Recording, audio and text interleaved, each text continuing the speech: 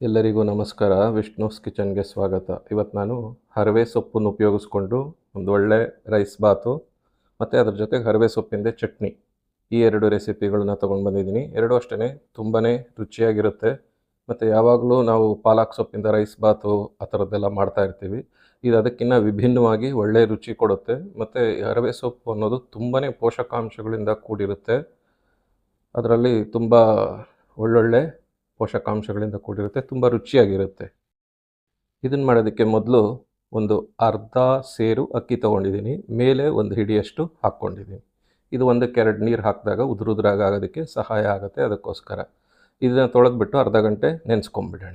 ಈಗ ಒಂದು ಮಿಕ್ಸರ್ ಜಾರ್ಗೆ ಅರ್ಧ ಕಟ್ಟಷ್ಟು ತೊಳೆದಿಟ್ಕೊಂಡಿರೋಂಥ ಹರವೆ ಸೊಪ್ಪನ್ನು ಸೇರಿಸ್ಕೊಳ್ಳೋಣ. ನೋಡಿ, ಈ ಥರ ಇರುತ್ತೆ ಹರವೆ ಸೊಪ್ಪು. ದಂಟಿನ ಸೊಪ್ಪಲ್ಲ, ಅದಕ್ಕಿಂತ ಬೇರೆ ಥರ ಇರುತ್ತೆ. ಇದ್ರ ಜೊತೆಗೇ ಒಂದು ಮೀಡಿಯಮ್ ಸೈಜಿನ ಈರುಳ್ಳಿ ಈ ಥರ ಹೋಳುಗಳು ಮಾಡಿ ಹಾಕ್ಕೊಂಡಿದ್ದೀನಿ. ಸಣ್ಣದು 2 ಟೊಮೆಟೊ, ದೊಡ್ಡದಾದರೆ 1 ಸಾಕಾಗುತ್ತೆ.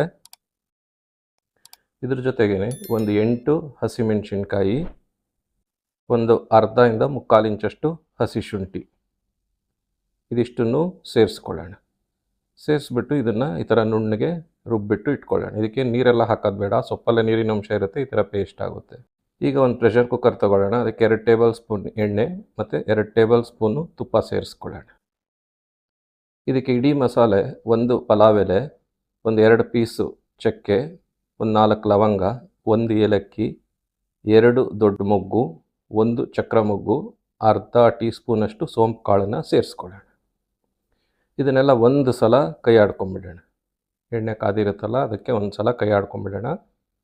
ಆಮೇಲೆ ಇದಕ್ಕೆ ಒಂದು ಅರ್ಧ ಕಪ್ಪಷ್ಟು ಹಸಿ ಬಟಾಣಿ ಸೇರಿಸ್ಕೊಳ್ಳೋಣ. ಮತ್ತು ಹೆಚ್ಚಿಟ್ಕೊಂಡಿರೋಂಥ ಕ್ಯಾರೆಟ್, 1 ಕ್ಯಾರೆಟನ್ನು ಇದಕ್ಕೆ ಸೇರಿಸ್ಕೊಳ್ಳೋಣ. ಈಗ ನಾವು ರುಬ್ಬಿಟ್ಕೊಂಡಿದ್ವಲ್ಲ ಹರವೆ ಸೊಪ್ಪಿನ ಪೇಸ್ಟು, ಅದನ್ನು ಇದಕ್ಕೆ ಸೇರಿಸ್ಕೊಳ್ಳೋಣ. ಸೇರಿಸ್ಬಿಟ್ಟು ಜೋರೂರಿನಲ್ಲೇ ಇದನ್ನು ಒಂದು ಸ್ವಲ್ಪ ಎಲ್ಲ ಬಾಡಿಸ್ಕೊಳ್ಳೋಣ, ಚೆನ್ನಾಗಿ ಕೈ ಆಡ್ಕೊಳ್ಳೋಣ. ಈಗ ಇದನ್ನು ಮುಚ್ಚಳ ಮುಚ್ಚಿ ಒಂದು 2 ನಿಮಿಷ ಜೋರೂರಿನಲ್ಲೇ ಬೇಯಿಸ್ಕೊಳ್ಳೋಣ. ಈಗ ರುಚಿಗೆ ತಕ್ಕಷ್ಟು ಉಪ್ಪನ್ನು ಸೇರಿಸ್ಕೊಂಬಿಡೋಣ ಇದಕ್ಕೆ. ಮತ್ತು ಇದನ್ನೆಲ್ಲ ಒಂದು ಸ್ವಲ್ಪ ಚೆನ್ನಾಗಿ ಕೈ ಆಡ್ಕೊಳ್ಳೋಣ. ಇದರಲ್ಲಿರೋ ಹಸಿ ವಾಸನೆ ಹೋಗಬೇಕು. ಹಸಿ ಹರವೆ ಸೊಪ್ಪು ಹಾಕಿದ್ದೀವಲ್ಲ, ಅದ್ರ ವಾಸನೆ ಹೋಗಬೇಕು. ಈ ಥರ ಬಣ್ಣ ಚೇಂಜ್ ಆಗುತ್ತೆ, ಆವಾಗ ಇದಾಗಿದೆ ಹಾಗೆ ಅಂತ. ಇದನ್ನೆಲ್ಲ ಒಂದು ಸಲ ಬೆರೆಸ್ಕೊಂಬಿಡೋಣ. ಈಗ ಇದಕ್ಕೆ ಒಂದು ಸ್ವಲ್ಪ ರೆಡಿ ಮಸಾಲೆಗಳು, ಒಂದು ಅರ್ಧ ಟೀ ಸ್ಪೂನಷ್ಟು ಧನಿಯಾ ಪುಡಿ, 1/4 tea spoon garam masala, 1/4 tea spoon ಅರಿಶಿನ, 1/4 ಟೀ ಸ್ಪೂನ್ ಇಂಗು ಸೇರಿಸ್ಕೊಳ್ಳೋಣ. ಸೇರಿಸ್ಬಿಟ್ಟು ಇದನ್ನೆಲ್ಲ 1 ನಿಮಿಷ 2 ನಿಮಿಷ ಸಣ್ಣ ಊರಿನಲ್ಲಿ ಕೈ ಆಡ್ಕೊಳ್ಬೇಕು. ಅದರಲ್ಲಿರೋ ಹಸಿ ವಾಸನೆ ಹೋಗಬೇಕು ಮತ್ತು ಅದರ ಅಂಶ ಎಲ್ಲ ಬಿಟ್ಕೊಳ್ಬೇಕು, ಆ ಥರ. ಈಗ ಇದಕ್ಕೆ 2ರಷ್ಟು ನೀರು ಹಾಕ್ಕೊಳ್ಳೋಣ. ನಾವು ಯಾವುದ್ರಲ್ಲಿ ಅಳತೆ ಮಾಡ್ಕೊಂಡಿದ್ವಿ ಅದರಲ್ಲೇ 2ರಷ್ಟು ನೀರು ಹಾಕ್ಕೊಳ್ಳೋಣ.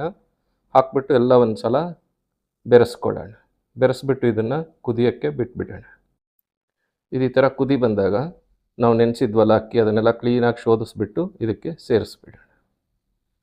ಸೇರಿಸ್ಬಿಟ್ಟು ಮತ್ತೆ ಇನ್ನೊಂದು ಸಲ ಎಲ್ಲ ಚೆನ್ನಾಗಿ ಬೆರೆಸ್ಕೊಳ್ಬೇಕು.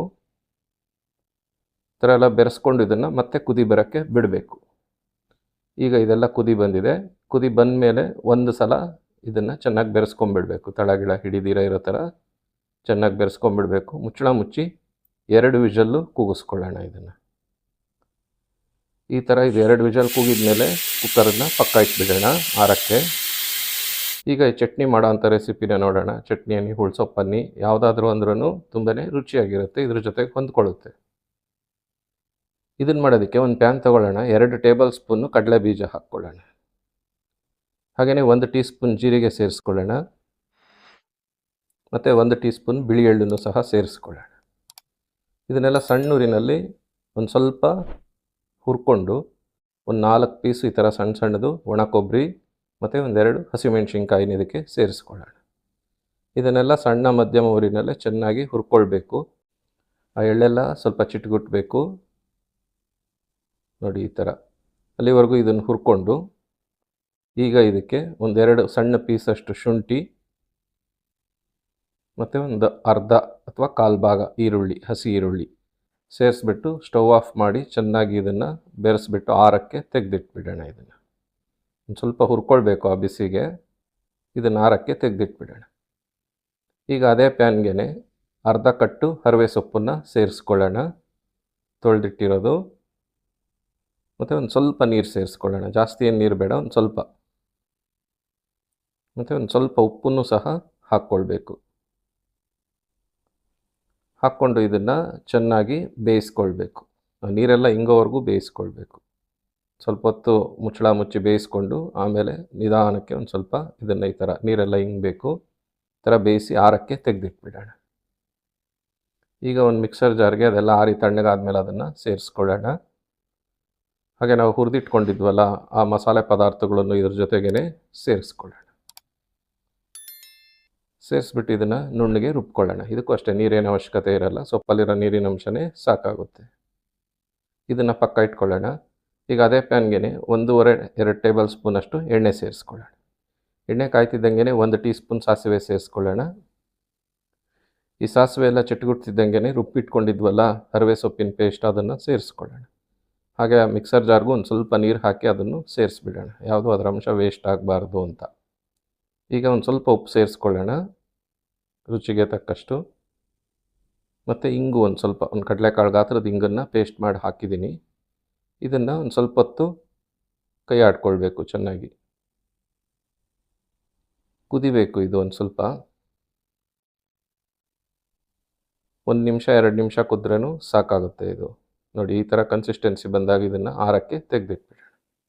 ಇದೆಲ್ಲ ಆರಿದ ಮೇಲೆ ನೋಡಿ ಈ ಥರ ಚಟ್ನಿ ಕನ್ಸಿಸ್ಟೆನ್ಸಿ ಬಂದಿರುತ್ತೆ. ಇದು ಅನ್ನಕ್ಕೆ, ಚಪಾತಿಗೆ ಎಲ್ಲದಕ್ಕೂ ಉಪಯೋಗಿಸ್ಕೊಳ್ಬೋದು, ತುಂಬಾ ರುಚಿಯಾಗಿರುತ್ತೆ.